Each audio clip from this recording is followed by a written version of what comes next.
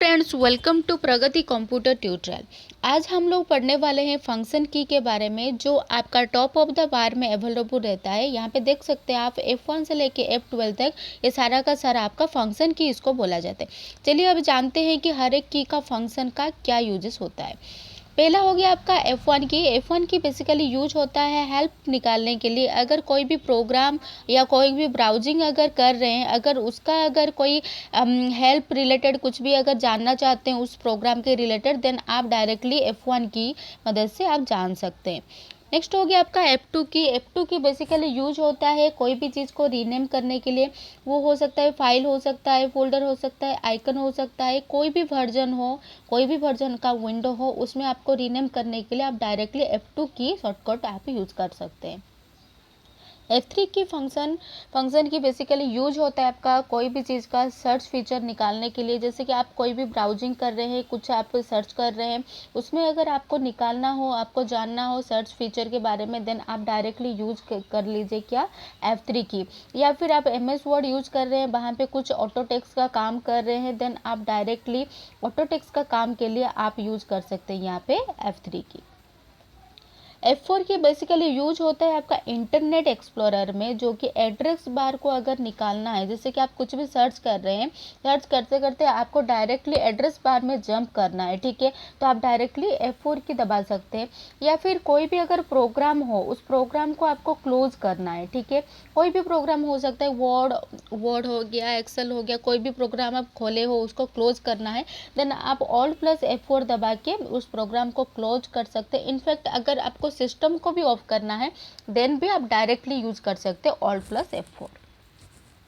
F5 की basically use होता है रीलोड करने के लिए, रिफ्रेश करने के लिए। अगर कंप्यूटर आपका ज़्यादा हैंग हो रहा है या फिर उसको रिफ्रेश करना है, देन आप F5 का मदद से आप बहुत ही जल्दी उसको रिफ्रेश कर सकते हैं। F6 की यूज होता है आपका मेनू बार के लिए। अगर MS वर्ड आप यूज कर रहे हैं, उसको मेनू बार का ऑप्शन आपको जाना है, देन आप डायरेक्टली यूज कीजिए F6 की। F7 की आपका स्पेल चेक के लिए यूज किया जाता है। मतलब अगर MS वर्ड में कुछ काम कर रहे हैं, आपको वहाँ से आपको चेक करना है कि आप जो भी लिखे हैं, कुछ भी जो भी आप लिखे हैं, अल्फ़ाबेट हो गया, कुछ भी अगर आप लिखे हैं, वो अगर सही है कि नहीं है, वो अगर जानना है, तो आप डायरेक्टली F7 की प्रेस कर सकते हैं। जब F7 की प्रेस करेंगे तो आपको वो चीज़ आपका हाईलाइट होके, जो आपका उसके बदले में जो चीज़ आपका सही है वो चीज़ आपको दिखा देगा। F8 की बेसिकली यूज होता है आपका बूट मेनू के लिए। अगर कंप्यूटर को रिबूट करना है तो आप डायरेक्टली F8 की दबा सकते हैं। F9 की यूज होता है कोई भी आइटम को, अगर सिलेक्टेड आइटम कोई है उसको अगर रिमूव करना है, देन आप डायरेक्टली यूज कर सकते हैं F9 की। मतलब कोई भी फाइल, फोल्डर, कुछ भी आइटम का आप सिलेक्ट किए हैं उसको डिसलेक्ट करना है, देन आप यूज कीजिए क्या, F9 की। F10 की यूज होता है बेसिकली शिफ्ट के साथ यूज होता है, जो कि आपका राइट क्लिक का काम करता है। मतलब अगर आपका माउस है, माउस अगर आपका काम नहीं कर रहा है, उसके बदले में अगर आपको कीबोर्ड की मदद से यूज करना है, देन आप Shift+F10 की दबा के आप क्या कर सकते हैं, माउस का राइट क्लिक जैसा काम करवा सकते हैं। F11 की यूज होता है आपका फुल स्क्रीन मोड के लिए। जैसे कि कोई भी आप वीडियो देख रहे हैं, कोई भी सॉन्ग देख रहे हैं, या फिर कोई भी ब्राउजिंग कुछ भी चीज़ का सर्च कर रहे हैं, ब्राउज कर रहे हैं, ठीक है, तो उसमें अगर आपको फुल स्क्रीन मोड चाहिए, देन आप क्या कर सकते हैं, F11 की प्रेस करके फुल स्क्रीन मोड में काम कर सकते हैं।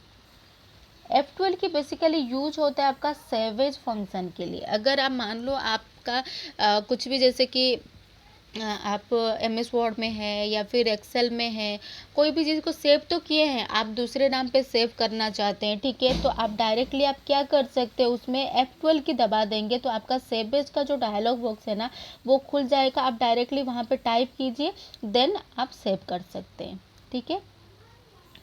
होप गाइस आप लोगों को पसंद आया होगा। अगर पसंद आया है तो आप लाइक कीजिए, शेयर कीजिए, and thank you so much and take care.